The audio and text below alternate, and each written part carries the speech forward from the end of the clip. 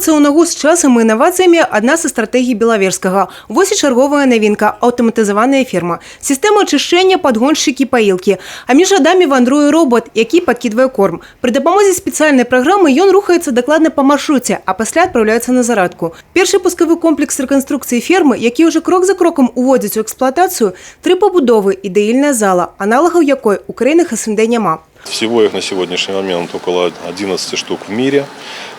Нам повезло, что данный объект у нас получилось построить. Доильная установка шведская. Сложно было уговорить, скажем так, шведов все-таки пойти на наш рынок. Но я считаю, что у нас получилось, потому что нам удалось построить объект и запустить его в работу. У контакті з установкою 4 роботи, які цілком заміняють оператору машинного доїння. Увесь процес відбувається без уділу працівників. За системою сочить тільки один оператор. То есть, начиная от того, как корова заходит на саму доильную установку, то есть работают подгонщики, доение происходит роботизированное, выход с дойки в здание, тоже стоят автоматические ворота, которые распределяют животных по группам. Не просто селекционные ворота, а именно система умных ворот, которая проводит их каждую в свою клеточку.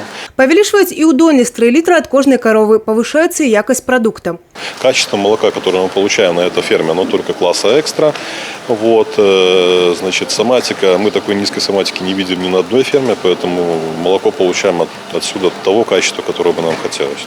Завершить роботи першої черги планується вже у вересні, а увесь об'єкт уведуть в експлуатацію у снежні. Євгенія Мороз, Василь Полховський, телерадіокомпанія «Брест».